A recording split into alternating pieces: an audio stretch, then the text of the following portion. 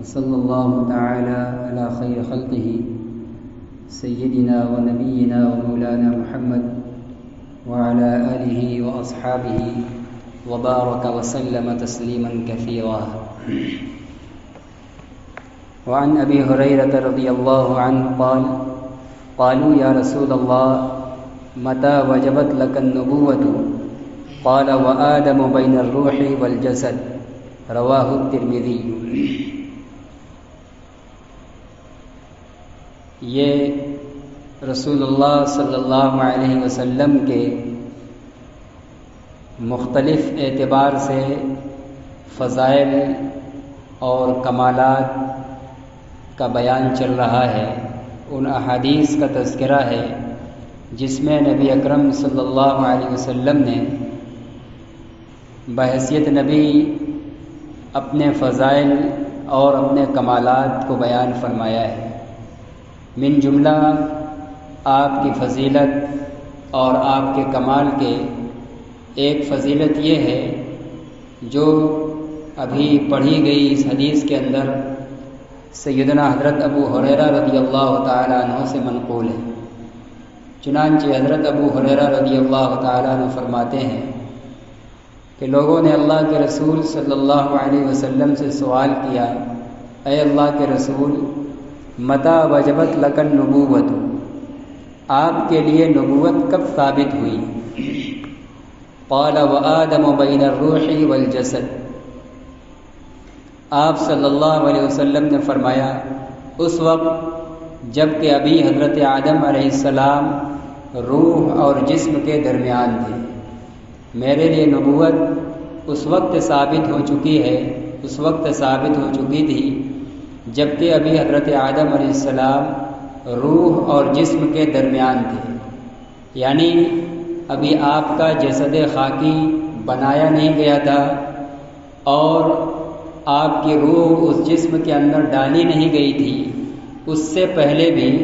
یعنی حضرت آدم علیہ السلام کے بنائے جانے اور ان کے پیدا کیے جانے سے پہلے میرا نبی بنایا جانا ثابت ہو چکا تھا، طے ہو چکا تھا.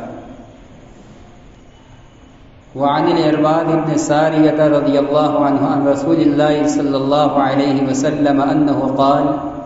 انی عند اللہ مکتوب خاتم النبیین وان آدم لمنجدل فی طینتہ وسأخبرکم بأول امری دعوت ابراہیم وبشارت عیسیٰ ورؤیا امی التي رأت حین وضعتنی وقد خرج لها نور اضاء لها منه قصور الشام. رواہ فی شرح السنة ورواہ احمد عن ابی امامة رضی اللہ عنہ من قوله سأخبركم الى آخرہ. حضرت عرباض ابن ساریہ رضی اللہ تعالی عنہ یہ رسول اللہ صلی اللہ علیہ وسلم کے صحابہ میں سے ہیں. وہ رسول اللہ صلی اللہ علیہ وسلم سے نقل فرماتے ہیں کہ آپ صلی اللہ علیہ وسلم نے ارشاد فرمایا: انی عند اللہ مکتوب خاتم النبیین. بلا شبہ میں اللہ کے یہاں خاتم النبیین لکھ دیا گیا تھا، آخری نبی اللہ کے یہاں لکھ دیا گیا تھا اس وقت جب کہ آدم علیہ السلام اپنے جسد خاکی کی مٹی میں پڑے ہوئے تھے. یعنی حضرت آدم علیہ السلام کا جو پتلا بنایا جانا تھا جس مٹی سے، وہ مٹیاں ابھی اپنی جگہ پڑی تھیں. گویا کہ حضرت آدم ابھی مٹی میں پڑے ہوئے ہیں. یعنی ان کے پیدا کیے جانے اور بنائے جانے سے پہلے اللہ نے میرا آخری نبی ہونا طے فرما رکھا تھا، لکھ رکھا تھا. آدم علیہ السلام کی پیدائش سے پہلے آپ صلی اللہ علیہ وسلم کا نبی بنایا جانا، آپ کے لیے نبوت کا ثابت ہو جانا یا آپ کا آخری نبی لکھ دیا جانا، اس کا کیا مطلب ہے؟ کیا اس کا مطلب یہ ہے کہ آدم علیہ السلام کے پیدا کیے جانے سے پہلے آپ کا نبی بنایا جانا یا آپ کا آخری نبی بنایا جانا یہ بات اللہ کے علم میں طے تھی؟ اگر یہ مطلب ہے تو اب ایک سوال پیدا ہوگا کہ اللہ کے علم میں تو اور نبیوں کے بارے میں بھی یہ بات بھی تھی کہ ابراہیم بھی نبی بنائے جائیں گے، موسیٰ بھی نبی بنائے جائیں گے، اس لیے کہ دنیا میں جو کچھ نافذ ہونا ہے، ہوا ہے، جو ہو رہا ہے، جو آئندہ قیامت تک ہوگا، سب آسمان و زمین کی پیدائش سے 50,000 سال پہلے اللہ نے سب طے کر رکھا ہے، اور اللہ کا علم تو اس کی نہ کوئی ابتدا ہے نہ انتہا ہے، تو اللہ کے علم میں تو وہ بات بھی تھی، تو یہ پھر آپ کی کیا خصوصیت ہوئی؟ تو اور نبیوں کا بھی اللہ کے علم میں نبی بنایا جانا طے تھا۔ یا اگر اس کا مطلب یہ ہے کہ بالفعل عملاً نبی بنایا جانا، اللہ کے علم میں حضرت آدم علیہ السلام کی پیدائش سے پہلے یہ بات طے تھی آپ کا بالفعل نبی بنایا جانا، نبوت کی ذمہ داری ڈالا جانا، تو یہ بات ظاہر کے اور حقیقت کے خلاف ہے، اس لیے کہ حقیقت میں تو آپ صلی اللہ علیہ وسلم اس دنیا میں پیدا ہوئے ہیں، 40 سال عمر گزاری ہے، پھر 40 سال مکمل ہونے کے بعد عملی طور پر آپ کو نبوت دی گئی، نبوت کا اعلان ہوا، اور پھر آپ نے نبوت کے فریضے کے مطابق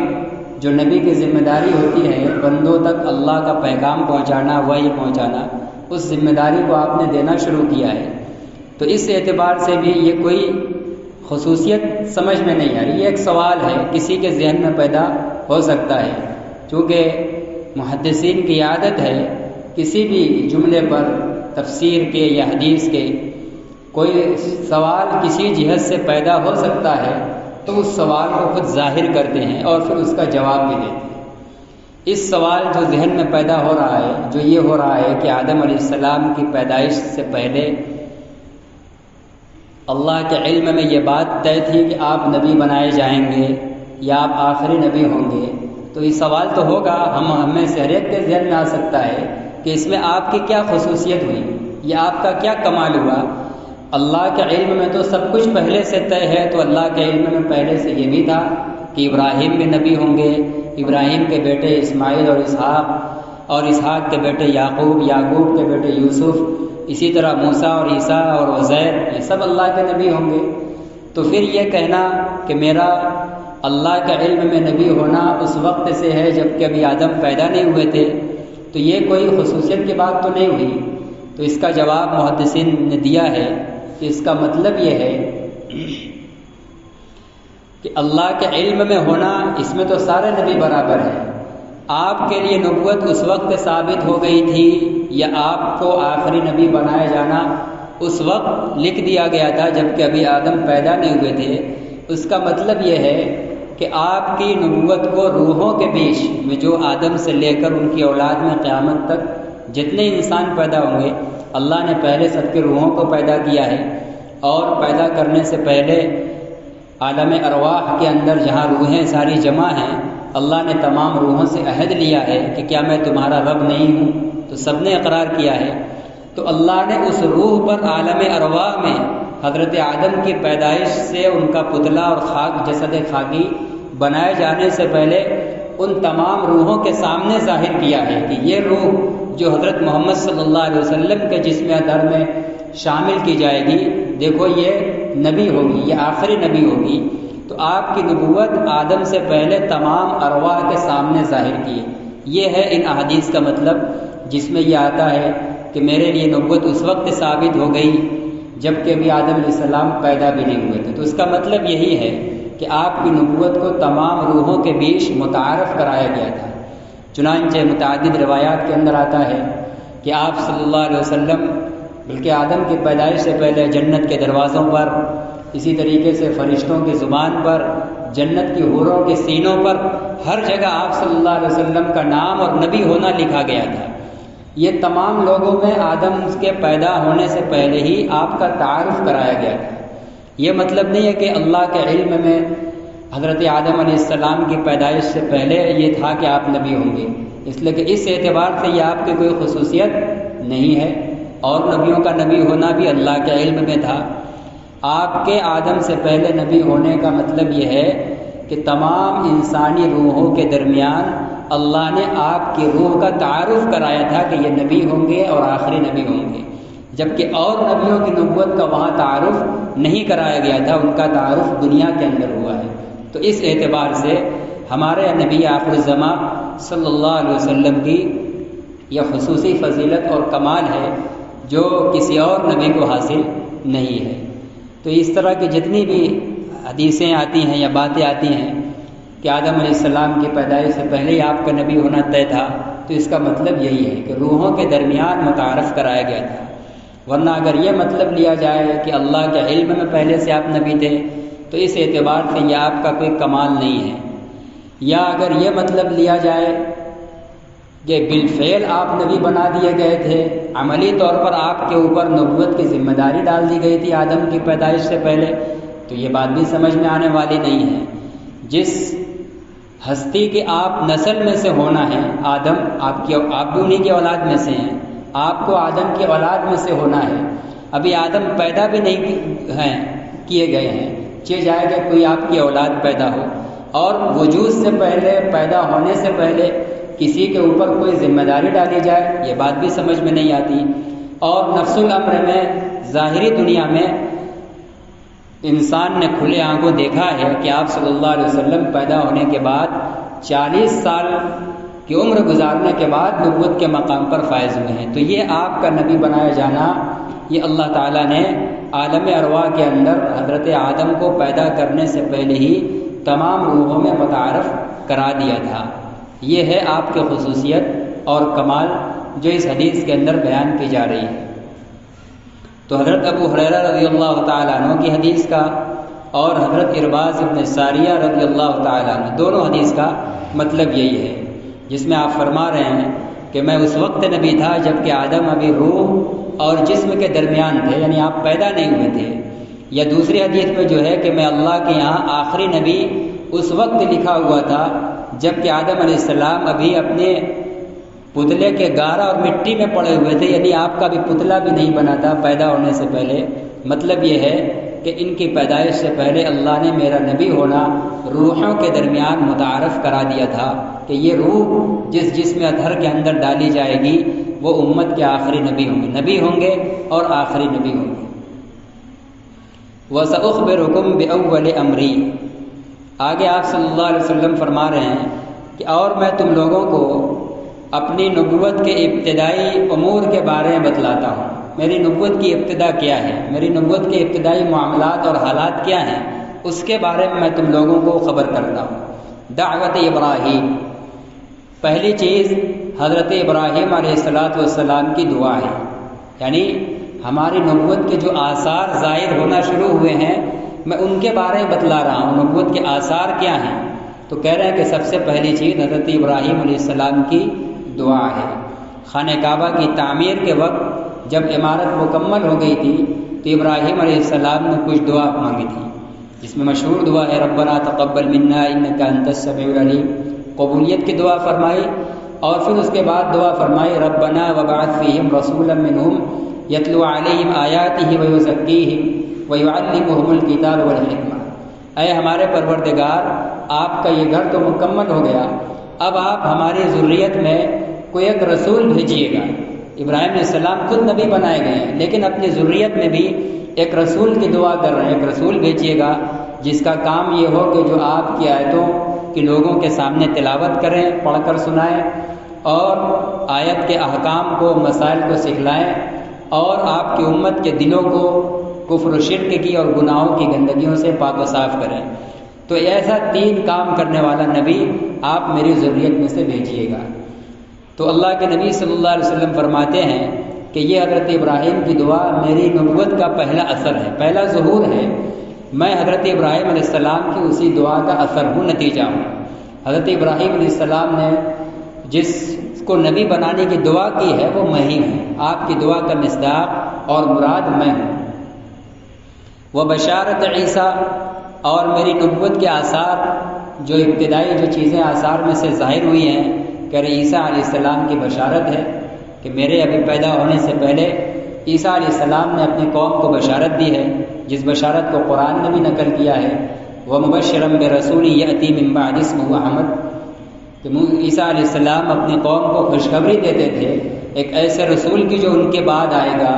اور جس کا نام احمد ہوگا۔ تو کہہ رہے ہیں کہ عیسیٰ علیہ السلام نے جس کے بارے میں بشارت دی، جس احمد کے بارے میں، وہ میں ہوں، وہ میری نبوت کے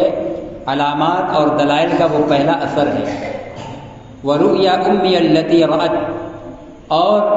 میری نبوت کے آثار، پہلے آثار میں سے میری ماں کا وہ خواب ہے جو انہوں نے دیکھا میری ولادت کے وقت۔ میری ولادت کے وقت میری ماں نے ایک خواب دیکھا تھا۔ وہ کیا خواب دیکھا تھا؟ وَقَدْ خَرَجَ لَهَا نُورٌ، وہ یہ کہ ان کے لیے ایک نور نکلا ہے۔ ماں نے خواب دیکھا تھا کہ ان کے جسم سے ایک نور نکلا ہے جس نے ملک شام کے تمام محلات کو روشن کر دیا۔ بعض روایات میں ہے کہ آپ نے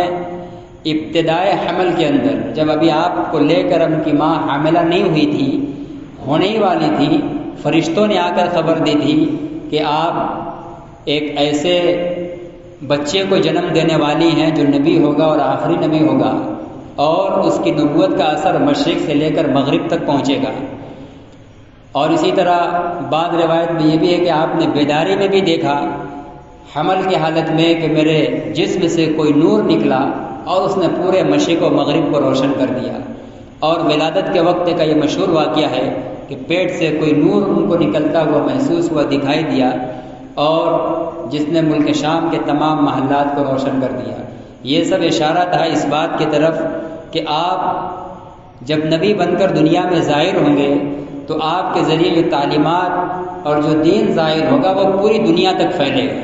آپ کی نبوت کا نور، آپ کی تعلیم کا نور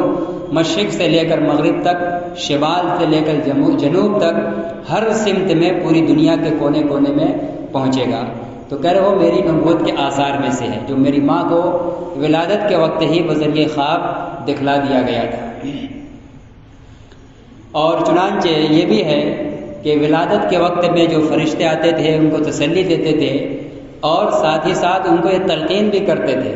کہ آپ اپنے اس بچے کی حاسدوں سے اور دشمنوں سے نگہبانی کیجیے گا اور اس کی دعا بھی کیجیے گا۔ اور فرشتے خود دعا دے کر جاتے تھے کہ جو بچہ آپ کے پیٹ کے اندر ہے، اللہ تعالیٰ حاسدوں کے حسد سے، شر سے، فتنے سے اس کی حفاظت فرمائے۔ تو یہ سب کمالات ہیں آپ صلی اللہ علیہ وسلم کے، کہہ رہے ہیں کہ یہ میری نبوت کے اولین نشانات ہیں۔ حضرت ابراہیم علیہ السلام کی دعا جس کا میں نتیجہ اور مظہر ہوں، اور عیسیٰ علیہ السلام کی بشارت جو میرے ہی بارے میں ہے، اور میری اماں کے خواب کے آثار جو میری نبوت اور میرے دین اور تعلیم کے پوری دنیا کے اندر عام ہونے کی طرف اشارہ ہے۔ یہ چیز بھی بلا شبہ آپ صلی اللہ علیہ وسلم کا خصوصی کمال ہے۔ کسی اور نبی کے بارے میں اس طرح نہیں کہا گیا ہے کہ کسی کے لیے کسی نے دعا کیا ہو، جیسا کہ آپ کے لیے حضرت ابراہیم نے دعا کیا ہے، مانگا ہے، یا کسی کی بشارت سنائی ہو،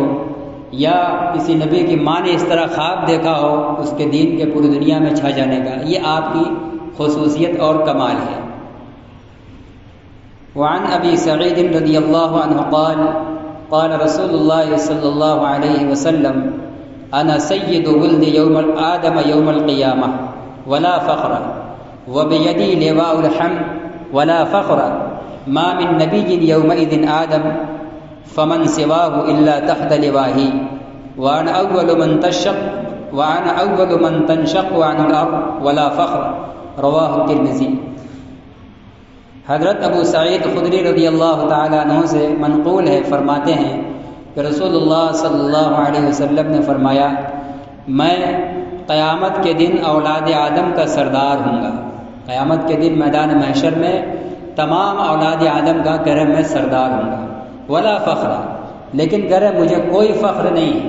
مجھے کوئی فخر، اس کا کوئی غرور نہیں ہے، بلکہ میں اللہ کا شکر ادا کرتا ہوں، اور اس کو میں اس لیے بیان کر رہا ہوں کہ اللہ نے حکم دیا ہے، وَأَمَّا بِنِعْمَةِ رَبِّكَ فَحَدِّثْ، آپ کو حکم ہے کہ اے نبی آپ کے اوپر اپنے رب کی جو نعمتیں ہیں اس کو بیان کیجیے۔ تو اللہ کے حکم ہے اور شکر کے طور پر میں بیان کر رہا ہوں، غرور اور فخر کے طور پر نہیں کہ میں فلاں ہوں فلاں ہوں۔ انا سید ولد آدم یوم القیامہ، میں قیامت کے دن تمام اولاد آدم کا سردار ہوں گا۔ ولا فخر، مجھے کوئی فخر اور غرور نہیں ہے۔ وبیدی لواء الحمد، اور میدان محشر میں میرے ہاتھوں میں حمد کا جھنڈا ہوگا۔ اللہ کی حمد و ثنا آپ ایسے ایسے کلمات کے ذریعے اس دن کریں گے جب آپ سجدے میں گریں گے، جس کے بارے میں آپ نے روایتوں کے اندر بیان فرمایا ہے کہ اللہ کی تعریف اور حمد کے وہ کلمات ابھی مجھے معلوم نہیں ہیں، اسی وقت میرے دل کے اندر ڈالے جائیں گے۔ اس سے پتہ چلتا ہے کہ اللہ تعالیٰ کے بہت سے صفاتی اور اس کی تعریف کرنے والے الفاظ، بہت سے صفاتی نام ابھی ایسے ہیں جو صرف اللہ کے علم میں، اللہ کے علاوہ کوئی نہیں جانتا۔ دنیا میں بہت سے لوگ ہیں جو مسلمان کہتے ہیں اپنے آپ کو، لیکن وہ اس بات کو تسلیم نہیں کرتے، اور یہ کہتے ہیں کہ اللہ تعالیٰ کے جتنے بھی اسماء ہو سکتے ہیں وہ اللہ کے ساتھ ساتھ رسول اللہ صلی اللہ علیہ وسلم کو بھی ضرور معلوم ہے۔ حالانکہ یہ اللہ کے نبی صلی اللہ علیہ وسلم خود کہہ رہے ہیں کہ اس وقت جب میدان محشر میں سجدہ کروں گا تو میں اللہ تعالیٰ کی تعریف ان الفاظ سے، ایسے الفاظ سے بیان کروں گا جو اسی وقت مجھے بتلائے جائیں گے، ابھی مجھے معلوم نہیں ہے۔ اور وہ لوگ کہہ رہے ہیں کہ نہیں آپ کو معلوم، اللہ کے نبی کہہ رہے ہیں کہ مجھے ابھی نہیں معلوم ہے، مجھے اس وقت بتلایا جائے گا، اور وہ محبت کے غلو میں یہ بات کہہ رہے ہیں کہ معلوم ہے۔ غلط بات ہے۔ تو اللہ کی تعریف بھی کرے گا، اور اسی طرح ایک حمد کا جھنڈا بھی ہوگا جس کے نیچے پوری امت، جس طریقے سے کوئی قوم، کوئی جماعت جب اپنی کوئی پارٹی اور اپنا کوئی جلوس لے کر نکلتی ہے، کسی طرح کا کوئی پروگرام، تو اس کا کوئی ایک نشان ہوتا ہے۔ عموماً عام طور سے اسلامی ملکوں کے اندر اور اسلامی دنیا کے اندر جھنڈا رہا ہے، تو وہاں بھی اللہ تعالیٰ کی حمد کا ایک جھنڈا ہوگا۔ تو کہہ رہے وہ جھنڈا بھی میدان محشر میں میرے ہاتھ میں ہوگا۔ یہ بھی کمال اور فضیلت کی بات ہے، آپ کے علاوہ کسی اور نبی کے ہاتھ میں بھی نہیں ہوگا، چاہے جائے کہ کسی اور عام انسان کے ہاتھ میں ہو۔ کہہ رہے ولا فخر، لیکن مجھے کوئی فخر اور غرور نہیں ہے، ایسا نہیں کہ اس پر میں ناز کروں، فخر کروں، میں اس لیے بیان کر رہا ہوں کہ اللہ نے حکم دیا ہے۔ وما من نبی یومئذ آدم فمن سواہ الا تحت لواء، کہہ رہے کہ اس دن کوئی نبی نہیں ہوگا،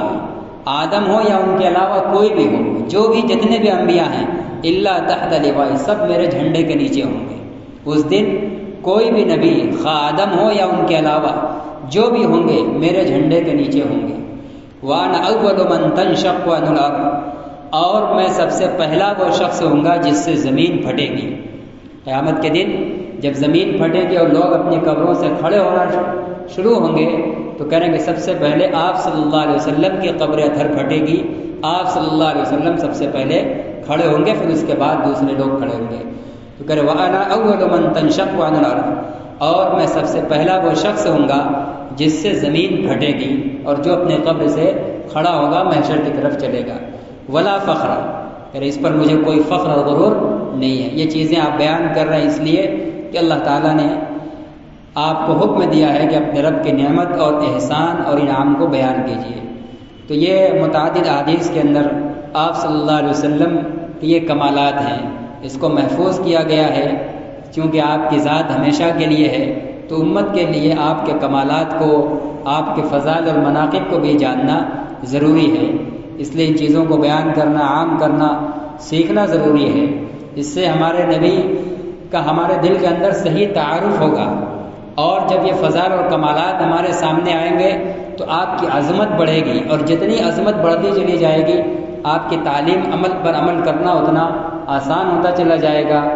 آپ کی تعلیم اور دین کے لیے مشقت اٹھانا بھی ہلکا معلوم ہوگا۔ اسی لیے نبی کے فضائل اور کمالات محفوظ کیے گئے ہیں، بیان کیے جاتے ہیں، اور قیامت تک انشاءاللہ بیان کیے جاتے رہیں گے۔ اللہ تعالی ہم تمام لوگوں کو نبی اکرم صلی اللہ علیہ وسلم کا سچا محبت کرنے والا بنائے، اور آپ کے فضائل اور کمالات کو عام کرنے، سننے سنانے والا، اور پھر آپ کی سنت پر چلنے والا بنائے، اور اسی پر ہم سب کا خاتمہ فرمائے۔ وآخر دعوانا الحمد للہ رب العالمین۔